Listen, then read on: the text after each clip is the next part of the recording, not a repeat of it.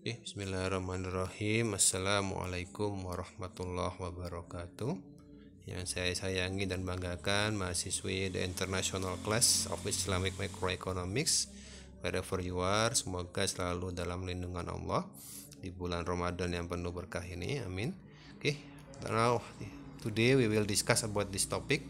The first topic in this class is about money value in Islamic Microeconomics. Jadi nanti kita akan diskusikan bagaimana itu nilai uang dalam konteks ekonomi makro Islam. As usually, before we start our class, our discussion, let's begin together with Salawat Nurul Anwar and doa awal perkuliahan. Wherever you are, let's begin together. Allahumma sholli ala Muhammad. Allahumma sholli ala nuril anwar wa sirril asrari wa tiryakil aghyar wa miftahi babil yasari sayyidina wa maulana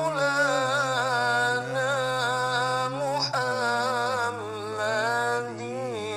al-Mukhtar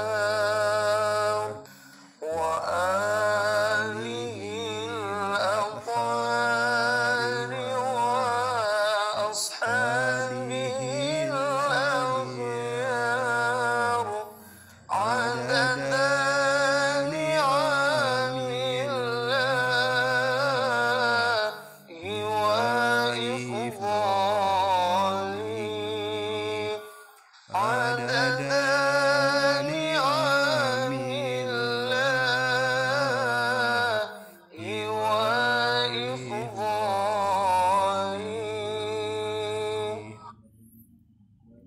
Kita lanjutkan dengan doa awal perkuliahan. Bismillahirrahmanirrahim. Alhamdulillahirabbil alamin arrahmanirrahim maliki yaumiddin.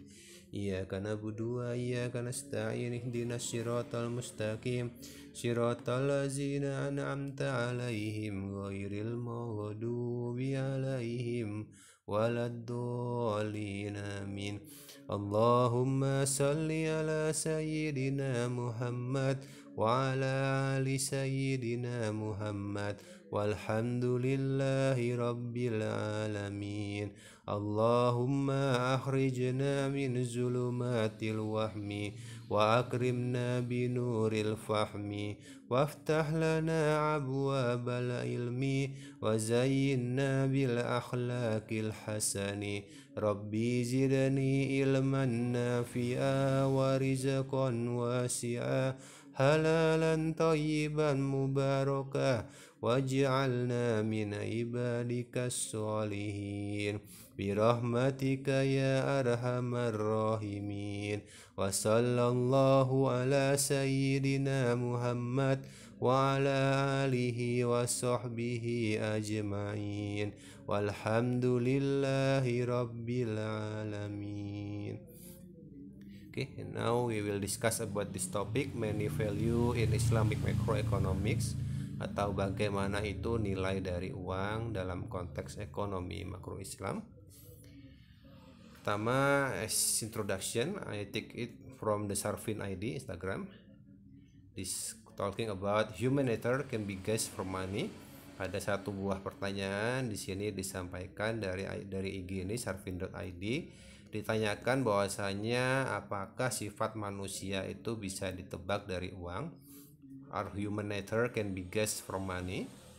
Maka kita bisa lihat jawabannya di sini dari pernyataan Imam Al-Ghazali dalam kitab terkenalnya Ihya Ulumuddin sekitar ribuan tahun yang lalu, 1000-2000 tahun yang lalu ya. Kita lihat di situ Imam Al-Ghazali sudah mengatakan money is like a mirror that has no color but can reflect color. Bahwasanya Imam Al-Ghazali menyatakan uang itu sebetulnya terlihat seperti sebuah cermin. Dia tidak berwarna tetapi bisa merefleksikan warna. Dalam artian di sini kemudian disebutkan oleh Imam Al-Ghazali, Imam Al-Ghazali, one of the meaning is that money can describe the character of human being seen from how he use his money. Jadi disebutkan salah satu maknanya adalah uang itu bisa menggambarkan bagaimana karakter manusia dilihat dari bagaimana dia menggunakan uangnya. Ketika uang berada di orang yang baik, insya Allah uang itu akan menjadi baik, dan sebaliknya di tangan orang yang tidak baik, di tangan orang yang jahat, maka uang juga bisa menjadi jahat. Itu istilah dari Al-Ghazali. Oke. Maka kita lihat berikutnya di sini the activities of an economy. Bagaimana aktivitas perekonomian itu basically the development of an economic activity can be observed from two sectors. Bahwasanya kita lihat dalam perekonomian yang sudah kita bahas di materi sebelumnya, itu ada dua sektor yang akan selalu kita singgung, yang akan selalu kita diskusikan. It's about real sector, about goods and service providers, and then the monetary sector, about money market. Jadi ada namanya pasar real yang berkaitan dengan bagaimana penciptaan barang dan jasa, distribusinya di pasar, penggunaannya di pasar. Kemudian ada monetary sector atau istilahnya pasar uang dan pasar modal. Theoretically, one sector is a reflection of the other sectors. Jadi disebutkan secara teoritisnya satu sektor akan selalu mempengaruhi sektor yang lain. Dalam sebuah konteks ekonomi makro di setiap negara akan selalu terlihat dominasinya, mana yang lebih unggul, mana yang lebih dominan, apakah real sektornya ataukah monetary sektornya. Ini ya. Oke. And then kita bahas materi hari ini is about time value of money and economic value of time. Pertama kita lihat di sini time value of money. This concept is basically an intervention of biological concept in the economic field because of the assumption that money is equate with the living goods or living cells. Jadi konsep ini sebetulnya istilah time value of money itu adalah intervensi konsep biologi, the biological concept in the economic, dalam bidang ekonomi. Konsep ini dimunculkan karena adanya teori-teori yang menyebutkan uang itu sebetulnya sama dengan barang hidup atau sel hidup. Maka kemudian cells that live for a certain time unit can be bigger and develop. Disebutkan bahwasanya kalau kita lihat yang namanya sel hidup, mikroba dan sebagainya, itu kan dia hidup dalam satuan waktu tertentu, bisa membesar dan berkembang. Maka dikatakan dalam teorinya uang seperti itu. Tapi kita lihat in Islam, money is not a living thing that can grow and develop by itself. Bahwasanya kita pandang dalam Islam, dalam ekonomi Islam, ekonomi makro Islam, uang bukan sesuatu yang hidup sendirinya, bisa tumbuh berkembang sendirinya. Harus ada upaya-upaya di sektor real, bagaimana penciptaan barang dan jasa itu menjadi dasar penciptaan uang. And then in economic theory, there is something that gets smaller and bigger due to the various efforts or reduced return profile. Sebutkan juga dalam teori ekonomi ada sesuatu yang menyebabkan uang itu bisa menjadi membesar ataupun mengecil disebabkan oleh bagaimana usaha yang dijalankan. Kalau disebutkan di sini risk return profile, jadi ada resiko dan pengembalian dalam setiap usaha. And then an increase in the amount of money for someone if it is pursued fairly is something normal. Sebutkan bahwa secara teoretikal bagi para ekonom konvensional di sini ya, bukan ekonomi Islam, time value of money, disebutkan berkurang dan bertambahnya jumlah uang itu jika diupayakan secara wajar adalah hal yang normal. Jadi setiap orang dengan bekerja, dengan berbisnis, dengan melakukan usaha dan sebagainya, dia bisa menambahkan jumlah uang, itu dikatakan hal yang wajar, sesuatu yang normal, is something normal. Oke. Maka kemudian kita lihat di sini about time value of money. According to the conventional economics, there are two things that underlie the concept of time value of money, namely the one, presence of inflation. Jadi disebutkan berdasar teori ekonomi konvensional ada dua hal yang kemudian menjadi dasar bagaimana konsep TVM ini, time value of money, bisa muncul. Pertama disebutkan presence of inflation, adanya inflasi. Contohnya di sini an example inflation rate of 10%, someone can buy 10 slice of cake by paying 1.000 rupiah. Di sini ya secara definisinya. Contohnya di sini ketika ada tingkat inflasi 10%, maka seseorang bisa membeli 10 potong kue dengan 1.000 rupiah misalkan ya. Namun kemudian ketika dibelikan di tahun depan dengan jumlah uang yang sama, with the same amount, he will only get 9 slice. Jadi adanya inflasi yang kita pandang dalam ekonomi, nilai uang itu bisa turun. Jadi kalau dia belanjakan tahun ini dengan uang yang sama, dia bisa dapat 10, tapi tahun depan mungkin hanya dapat 9 atau 8, ada kenaikan harga dan sebagainya ya. And then this argument cannot be accepted because incomplete conditions are not exhausted condition in every economy. There is always a state of inflation and deflation. Jadi pada dasarnya argumen ini tidak bisa sepenuhnya diterima karena dalam ekonomi itu bukan hanya ada inflasi, tetapi sebaliknya juga terkadang terjadi deflasi. And then di sini money, let's say the deflation rate is 10% per year. A person can buy 10 slices of cake today by paying 1,000 rupiah. But if he buys it next year with the same amount of money, he will get 11 slices. Jadi kebalikan, kalau tadi istilahnya adanya inflasi, tahun ini dengan uang segitu dia bisa dapat 10, tapi tahun depan 9. Tapi terkadang terjadi juga deflasi, walaupun ini memang kejadian langka. Bisa saja dia belanja tahun ini dengan uang 1.000 rupiah tadi, dia dapat 10. Tapi di tahun depan adanya deflasi, peningkatan ekonomi dan sebagainya, harga juga bisa turun. Maka mungkin dia bisa dapat 11 atau 12 dari nominal uang yang sama. Disebutkan di sini, the only condition that is accommodated by the time value of money concept is just inflation, while deflationary conditions are ignored. Jadi disebutkan dalam teori TVM, time value of money hanya memandang adanya kondisi inflasi tanpa pernah menganggap adanya deflasi, dikatakan deflasi tidak pernah terjadi dan sebagainya. Ini ya.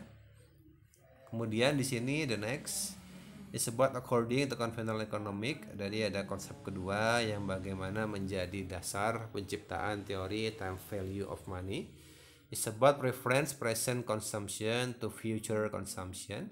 Jadi disebutkan di sini ada juga memang terkadang orang memilih menyimpan uangnya, toh belum perlu beli baju baru sekarang, istilahnya belum perlu HP baru sekarang, maka disimpan dulu, digunakan konsumsi berikutnya. Basically, individual present consumption is preferable to future consumption. Say it the zero inflation, katakanlah inflasinya 0. So that with 1,000 rupiah, someone can still buy 10 slices of cake today until next year for most people to consume 10 piece. Jadi dikatakan dalam kondisi ekonominya berjalan dengan normal, tahun ini dengan uang 1.000 rupiah dia dapat 10 potong kue. Pun demikian di tahun depan juga masih sama harganya, dia bisa membeli 10 potong kue dengan nominal yang sama. Maka dikatakan di sini, even though the inflation rate is nil, someone would prefer to consume 1,000 rupiah today, therefore to delay consumption he asks for compensation. Jadi karena pada dasarnya sering juga terjadi perekonomian itu stagnan. Jadi mau dia belanjakan hari ini ataupun dia belanjakan tahun depan, bulan depan, toh sama saja harganya. Maka pada dasarnya setiap orang untuk menunda konsumsi ia meminta compensation ya. To delay consumption he asks for compensation. Jadi karena dia menahan uangnya, tentu ada pemikiran uang ini bisa berkembang dengan jalan yang lain ya. Oke. Maka dikatakan di sini about time value of money. This formula is simply adopted as a compound interest theory. Jadi pada dasarnya ini teori mengandung dengan teori suku bunga, interest dan sebagainya. Jadi di sini future value sama dengan present value dikalikan 1 plus interest, kalau suku bunganya berapa, kalikan n di sini tahun, berapa tahun. So that the future value of money is analogous to the number of population in the year t. The present value of money is analogous to the number of population in year 0, while the interest rate is analogous to the rate of population growth. Jadi disebutkan di sini adanya perubahan suku bunga dan inflasi itu juga mempengaruhi konsep time value of money. Actually, this is wrong because money is not a living thing that can reproduce by itself. Pada dasarnya hal ini tentu keliru karena uang itu bukan makhluk hidup yang dapat berkembang dengan sendirinya. Pasti ada kondisi-kondisi tertentu yang mengakibatkan uang berubah nilainya, ya. Kemudian kita lihat di sini, in Islam there is no known time value of money. Pada dasarnya ekonomi Islam, ekonomi makro Islam itu tidak pernah melihat adanya konsep time value of money, because this theory is taken from the economics of population growth or population, not from financial science in calculating population growth. Jadi disebutkan di sini pada dasarnya teori ini mengambil dari teori populasi sama persis. Jadi disebutkan kalau populasi manusia kan pasti setiap tahun berubah, adanya kelahiran dan kematian pasti akan mengakibatkan perkembangan jumlah penduduk. Tapi kalau uang apakah seperti itu? Kan tidak. Nah, kita lihat kondisi perubahan nilai uang itu dipengaruhi oleh sektor ekonomi makro, banyak hal yang mempengaruhi. So this is a real mistake. Jadi disinilah kesalahan terbesar dari konsep time value of money, karena tentunya nggak mungkin disamakan perkembangan manusia dengan perkembangan uang. Ini ya, dua hal yang sangat berbeda. Oke, kita lihat sebaliknya di sini mengenai Islam, the basic concept of economic value of time. Meanwhile, Islam views that time has an economic value. The importance of time is mentioned by Allah Subhanahu wa taala in the Al-Quran, Surah Al-Asr, verse 1 until 3. Auzubillahi minasyaitonirrajim. Bismillahirrahmanirrahim. Wal ashri innal insana lafi husrin illa allazina amanu wa amilus solihati wa tawassaw bil haqqi wa tawassaw bis sabri. Jadi kita lihat sebetulnya konsep yang tadi ya, time value of money itu kan kita lihat tidak berdasar karena dia mengambil dari teori populasi manusia. Sedangkan teori yang benar bagaimana kalau kita lihat dalam Islam, dalam Al-Quran, Al-Asr ayat 1-3 ini ya. Demi masa sesungguhnya manusia kerugian kecuali yang beriman dan beramal soleh dan saling menasihati dalam kebaikan dan kesabaran. Jadi kita lihat di sini wal asri, demi masa, Allah sudah menyebutkan di Al-Quran ini. Jadi yang terpenting bagi manusia jelas bukan uang, karena uang itu hanya wasilah, hanya perantara. Katakan dengan adanya uang tadi, Imam Al-Ghazali menyebutkan ketika berada di tangan orang baik maka dia akan menjadi hal yang baik, dan sebaliknya. Maka yang kita lihat yang semua orang memiliki hal yang sama itu adalah waktu. Semua orang punya waktu yang sama, 24 jam sehari, 7 hari seminggu, 30 hari sebulan, dan seterusnya. Ya. Oke. Maka kita lihat the Islamic concept of money. The number one, money is as a means of exchange and store of value, but money is not a means of commodity. Dalam Islam, uang adalah alat pertukaran dan penyimpan nilai, tapi uang bukan menjadi komoditas. Karena yang menjadi komoditas dalam ekonomi Islam adalah bagaimana perputaran ekonomi yang dihasilkan dari siklus barang dan jasa di sektor real, bukan dari uang nih ya. Nomor 2, money becomes useful only if it is changed for the real objects or if it is used to buy service. Jadi Islam memandang uang itu akan punya nilai guna ketika dia ditukar dengan benda yang nyata atau digunakan untuk membeli barang dan jasa. Kemudian the number 3, money is an object that is used as a measure and store of value for all goods. With the existence of money can result in the buying and selling process of production. Uang adalah benda yang menjadi ukuran dan penyimpan nilai semua barang, store of value for all goods. Dengan adanya uang, maka dapat terjadi proses jual beli produksi. Yang kita bahas minggu lalu mengenai konsep uang, bahwasanya uang itu kan tentunya untuk menjadi alat memudah ekonomi.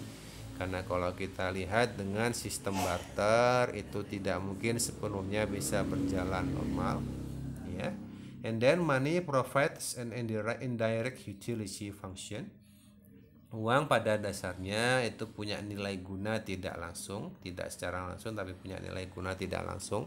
Ketika dia dibelanjakan, ditukar dengan barang dan jasa, barulah dia punya nilai uang tadi, ini ya. Oke.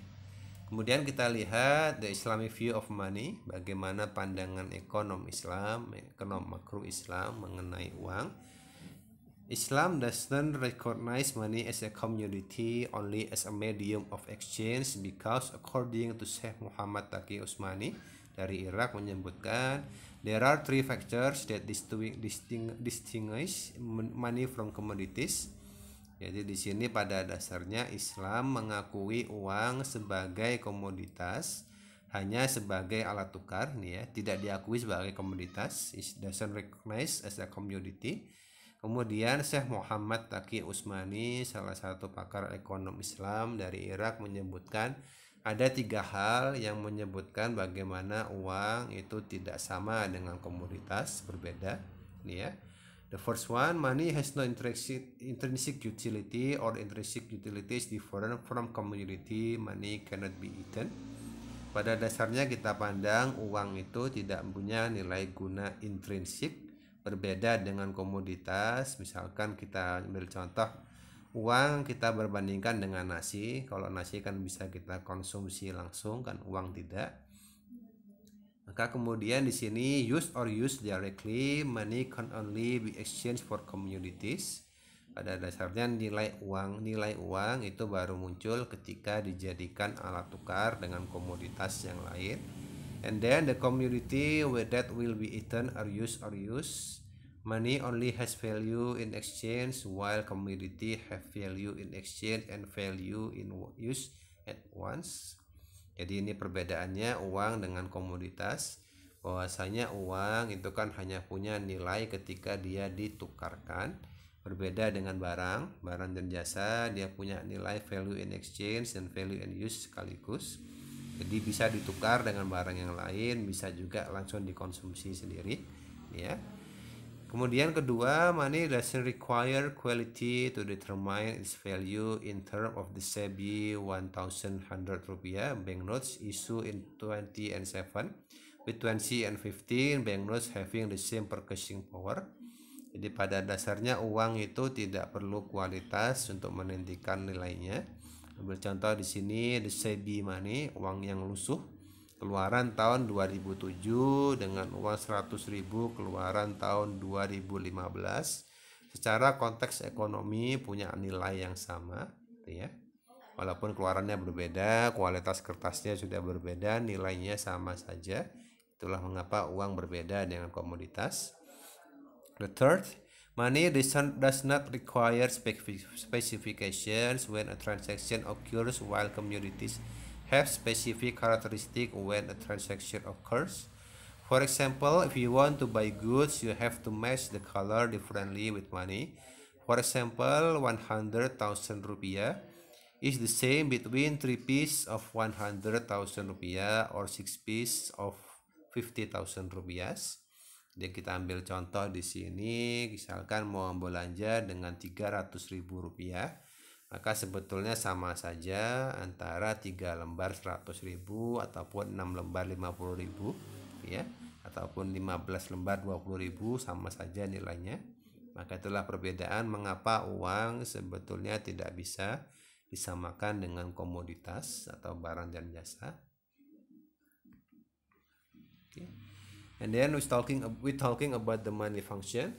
Money is understood from what humans can do with money. Jadi uang itu sebetulnya tadi kata Imam Al-Ghazali bisa dilihat dari bagaimana manusia menggunakan uangnya tadi. In this, the function of money in an Islamic economic, bagaimana ekonomi Islam, ekonomi makro Islam memandang fungsi uang adalah antara lain sebagai berikut. The first, medium of exchange or medium for transaction, to change good from another one form to another. Jadi uang bisa digunakan menjadi alat tukar, mengubah barang dari satu bentuk ke bentuk yang lain. Kita ambil contoh misalkan sederhananya tukar tambah. Jadi HP yang kita punya sekarang mungkin mau kita upgrade, jadi kan ada beberapa tempat yang menerima tukar tambah. Jadi HP kita serahkan dengan tambahan uang, kita bisa mendapatkan HP yang baru dengan spesifikasi yang lebih baik gitu ya. And then the unit of value or count, unit of account, the value of goods can be assessed by the presence of money. The value of an item can be measured and compared to Imam Al-Ghazali, who state that money is like a colorless mirror but can reflect the color of money, which has no price but can reflect all. Jadi uang itu pada dasarnya fungsi dalam ekonomi Islam, uang dipandang punya fungsi satuan hitung. Dengan adanya uang maka barang bisa dinilai, barang ini harganya sekian rupiah, sekian dolar, sekian euro dan sebagainya. Sebagaimana yang tadi disebutkan oleh Imam Al-Ghazali, uang itu seperti cermin, dia tidak punya warna tapi dapat merefleksikan warna. Maka dikatakan dia bisa, uang itu pada dasarnya tidak mempunyai nilai, tetapi dia bisa merefleksikan semua nilai, semua harga. And then the third, Islamic price don't recognize money or store of value which is used for the motive or money is used for speculation on Islam. Using the use of money just for not for speculation trading money is like imprisoning the function of money. The more money is traded, there is less money that can function, as Imam Al-Ghazali theory about money. Jadi pada dasarnya Islam tidak mengenal uang sebagai penyimpan nilai. Yang digunakan adalah motif demand, bukan motif spekulasi. Karena Islam tentu tidak mengenal spekulasi, karena spekulasi seperti bermain di pasar uang, pasar modal. Dalam Islam masih banyak tokoh yang mengatakan ini mengandung gharar, ketidakpastian dan sebagainya, maka perlu dihindari ini ya. Karena dikatakan juga oleh Imam Al-Ghazali, semakin banyak uang diperdagangkan, jadi ketika uang itu bermain dengan bentuknya sendiri, maka akan semakin sedikit uang yang dapat berfungsi sebagaimana mestinya untuk memutar ekonomi di sektor real ini ya. Oke. Maka berikutnya sebut economic value of time, atau bagaimana konsep dari nilai ekonomi dari waktu. Berbeda dengan ekonomi konvensional, the concept known to Islam is about economic value of time. It's not about time value of money. Jadi bukan time value of money, bukan nilai waktu dari uang, tapi yang benar adalah nilai ekonomi dari waktu, the economic value of time. For the example, in calculating the profit sharing ratio in Islamic banks, return on capital is calculated. Ambil contoh, kita di sini mengambil nisbah bagi hasil di bank syariah. Tentunya kalau kita lihat mengenai bank syariah tidak mengenal riba, yang ada adalah bagi hasil. Maka tentu yang diperhitungkan adalah return on capitalnya. Jadi bagaimana usahanya berjalan, menghasilkan keuntungan berapa, itulah yang dihitung. Return on capital is not the same as return on money. Jadi pada dasarnya return on capital karena berdasar pada sistem keuntungannya bagi hasilnya, tentu berbeda dengan return on money yang dilihat berdasarkan suku bunga, inflasi dan sebagainya.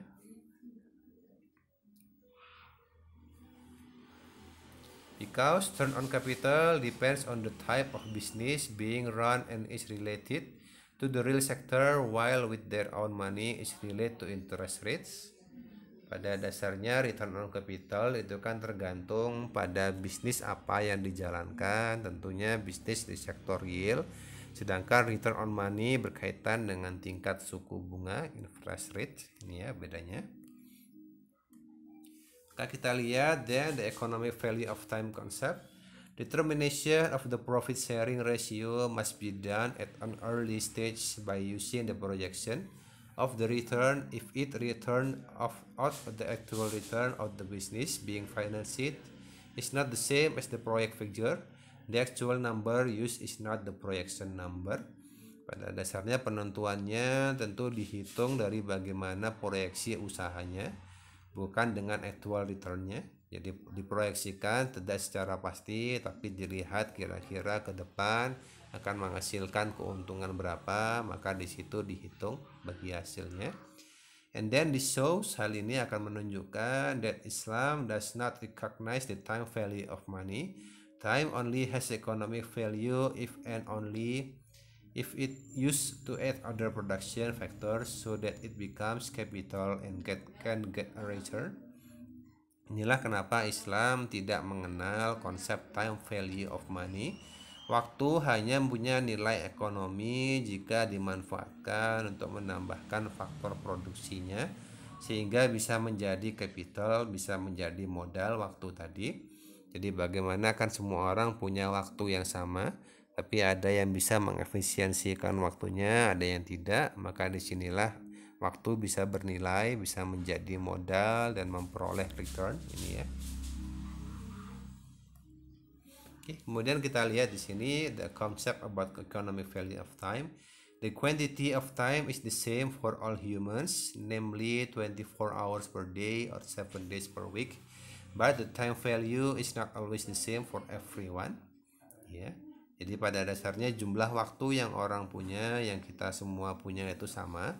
Jadi 24 jam sehari, 7 hari seminggu. Yang jadi perbedaan adalah nilai waktunya.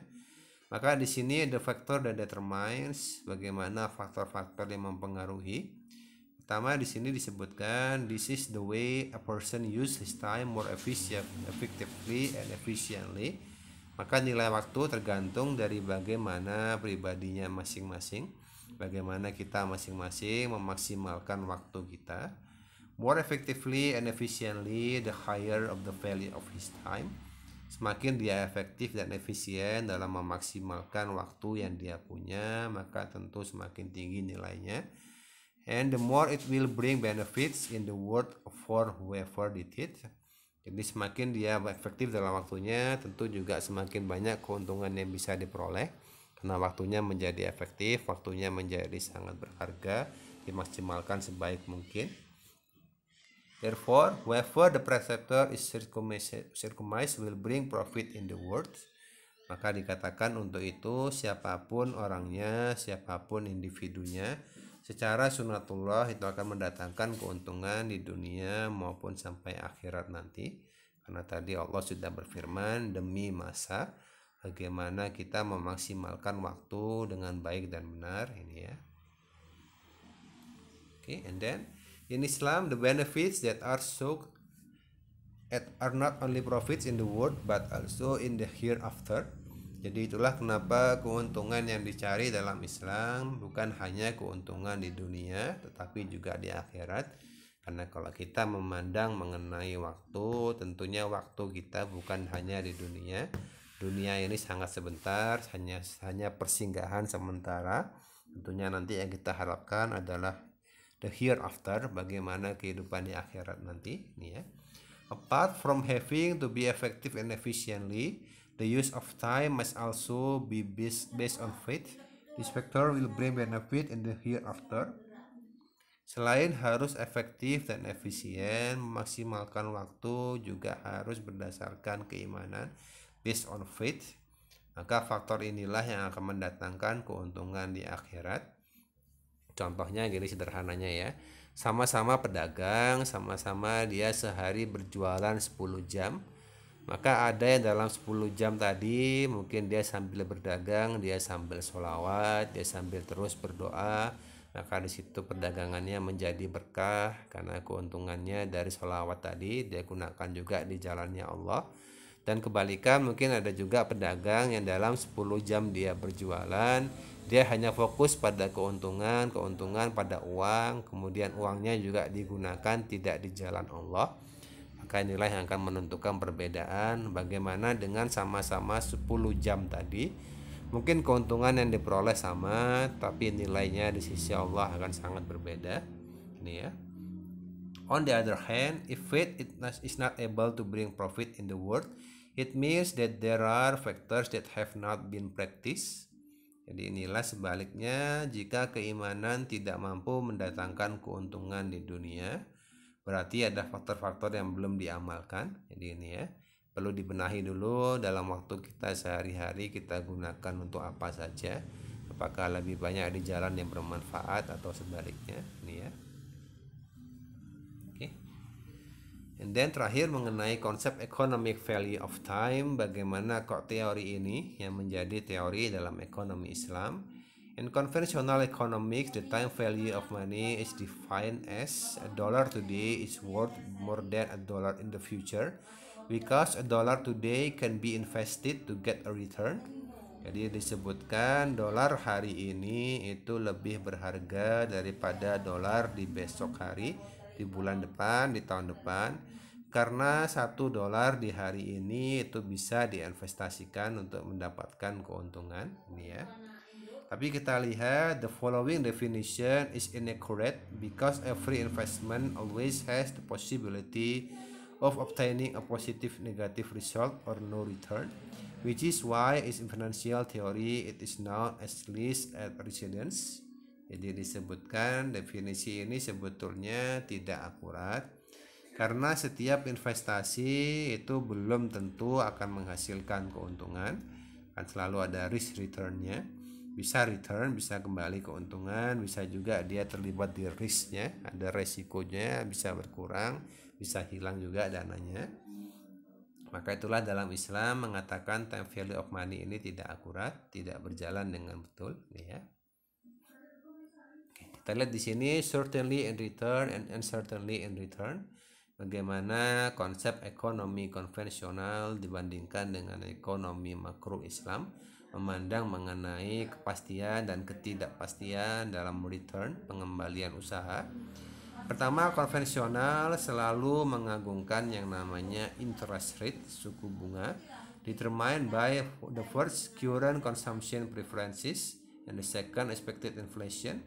Jadi selalu disebutkan dalam ekonomi konvensional adanya beberapa hal seperti penundaan konsumsi, maka juga dilihat expected inflation, berapa tingkat inflasi yang mungkin terjadi ke depannya, bulan depan kira-kira berapa, tahun depan kira-kira berapa. Maka di situ dia bisa mengukur ketika uang tadi disimpan akan ada keuntungannya atau tidak, gitu ya. Tapi kita lihat di Islam, profit in buying and selling or leasing in a formidable manner is determined by the first profit rate per transaction, second frequency of transaction in one period. Jadi keuntungan dalam jual beli ataupun sewa secara tangguh bayar ditentukan oleh keuntungan tiap kali transaksi, juga frekuensi transaksi pada satu periode. Jadi itu tadi ya. Di dalam konvensional selalu menyatakan kepastian suku bunga, padahal suku bunga itu tidak pasti. Maka kemudian dalam ekonomi Islam yang dihitung adalah transaksinya yang real, yang nyata. Berapa kira-kira keuntungannya, bisa juga diprediksi misalkan mungkin ada kerugian karena ada satu dan lain hal. Misal saat ini adanya pandemi, bisnis-bisnis semua turun, maka ada kerugian terjadi, ya.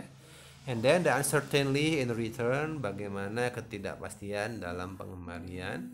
Dalam konvensional selalu dikatakan about discount rate, adanya diskon suku bunga, adanya amnesti pajak, adanya subsidi pemerintah dan sebagainya.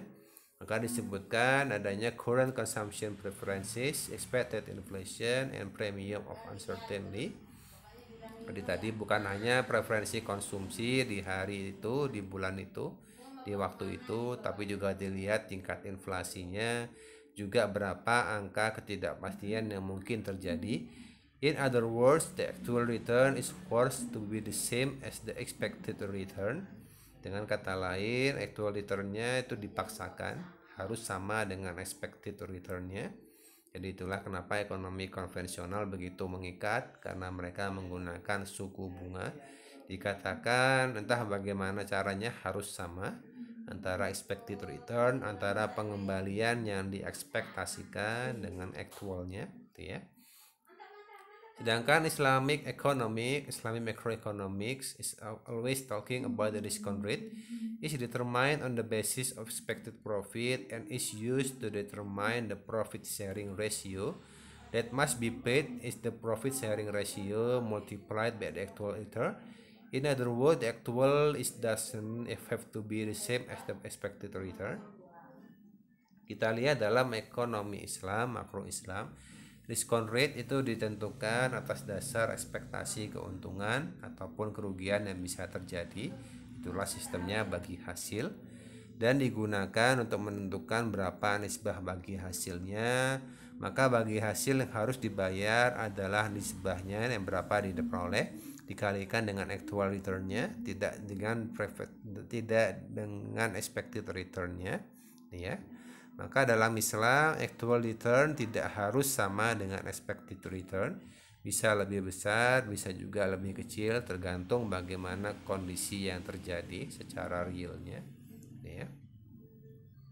Okay. And the last, uncertainty profit.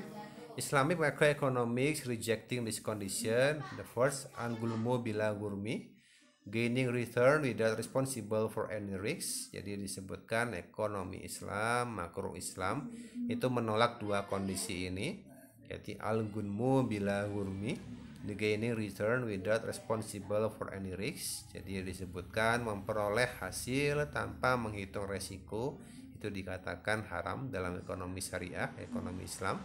Karena ekonomi makro Islam selalu memandang adanya hal apapun bisa terjadi, maka kepastian ataupun hal-hal yang mengandung gharar sangat dilarang dalam Islam, ya. And then al-kharas bila daman, jadi disebutkan kondisi kedua, gaining income without responsible for any expenses, itu juga dilarang. Karena kita lihat dalam ekonomi Islam, makro Islam selalu memandang adanya kemungkinan kerugian ataupun pengeluaran tambahan yang terjadi dalam usaha. Itulah kenapa sistem yang dipakai harus dengan bagi hasil, bukan dengan bunga, bukan dengan suku bunga, ya. Oke. Maka kita lihat di sini the implication of time value of money toward the macroeconomics. Bagaimana kok berbahaya sekali kalau menggunakan konsep TVM ini dalam konteks ekonomi makro. Kita lihat di sini ekonomi makro konvensional yang selalu berkaitan dengan ekonomi kapitalisme lah yang menggunakan konsep TVM ini. Jadi di sini disebutkan adanya time value of money akan mengakibatkan excessive consumption or saving as much with interest motive. Jadi disebutkan yang terjadi akan ada konsumsi secara berlebihan ataupun dia menabung tapi sebanyak-banyaknya karena dia mengharapkan suku bunga yang terjadi. Maka kemudian yang terjadi di sini beberapa hal yang terjadi, bagaimana bahayanya time value of money ini. Pertama, owner of capital have freedom. Jadi pemilik modal punya kebebasan sebesar-besarnya, dia mau tabung untuk mendapat keuntungan, dia mau bermain di pasar uang, dia gunakan di sektor apa, menjadi bebas, tentu berbahaya kalau tidak ada aturannya. And then saving increased, tabungan meningkat, tapi kita lihat di sini tabungannya bukan digunakan di sektor yang real, tapi hanya untuk bermain di suku bunganya tadi. And then the economy of the financial sector is growing. Bagaimana pertumbuhan terjadi di sektor keuangan, tapi sebaliknya the real sector investment getting down. Bagaimana sektor real yang semestinya menjadi motor perkembangan ekonomi makro itu malah stagnan, malah turun karena para pemilik modalnya lebih mengamankan uangnya di sektor yang dia anggap aman, di pasar uang, ditabung sebanyak-banyaknya untuk mendapatkan bunga tadi. And then limited working field, yang terjadi adalah ketika investasi menurun, maka lapangan kerja yang ada pun menjadi terbatas. Dengan lapangan kerja yang terbatas, otomatis terjadilah pengangguran dan kemiskinan. Unemployment and poverty will be increasing. Inilah kenapa kok terjadi yang dinamakan dengan four circle poverty, lingkaran setan kemiskinan terjadi juga salah satunya karena adanya konsep TVM ini, time value of money, ya. Sebaliknya kita lihat di sini the last, the role of the economic value of time in Islamic macroeconomics. Bagaimana kalau kita lihat di sisi sebaliknya, apa sih manfaatnya menggunakan economic value of time dibanding dengan TVM tadi? Oke, pertama kita lihat in the EVT, economic value of time. Many value is not preferred, measuring multi-balance issue. Jadi nilai uang itu tidak menjadi hal yang diutamakan, karena yang diutamakan selalu adalah dengan maslahah ya dikatakan di sini. Jadi selalu memanfaatkan, selalu mengutamakan maslahah ketimbang utilitas. Seperti yang kita bahas di ekonomi mikro ya yang lalu ya. Oke. Maka di sini beberapa manfaat terjadi ketika ekonomi berjalan dengan konsep economic value of time. The first, capital owners understand shift. Jadi di sini pemilik modal akan memahami konsep amanah. Bagaimana modal yang dia miliki, dana yang dia miliki itu kan tidak sepenuhnya milik dia, yang dia hanya berpikir dengan keuntungan. Itu yang terjadi dengan economic value of time. Dia paham amanah di sini, dia paham apa kewajiban yang harus dijalankan dengan adanya titipan modal tadi. Kemudian di sini purchasing the benefits of a final words. Tentunya karena dia memandang yang menjadi nilai utama adalah adalah waktu, bukan uang ya. Jadi di sini yang dia kejar adalah keuntungan dunia akhirat, of a final words. Jadi the hereafter, bukan hanya keuntungan dunia tapi sampai akhirat nanti yang dijadikan fokusnya. And then the ziswaf, zakat, infak, sedekah, and wakaf circulation will be increased. Karena tadi mereka semua mengejar nilai waktu, bukan nilai uang. Maka dengan uang yang dia miliki, dia akan dengan sukarela mengeluarkan ziswaf yang semestinya dibayarkan.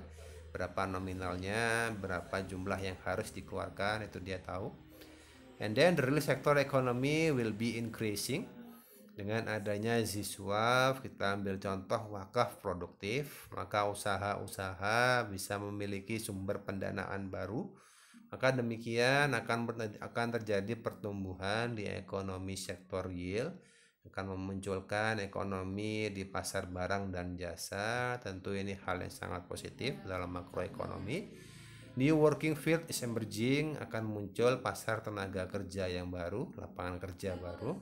Maka akibatnya unemployment and poverty can be pressed. Ini adalah manfaat yang ingin dicapai, yang bisa dicapai dengan menerapkan konsep economic value of time.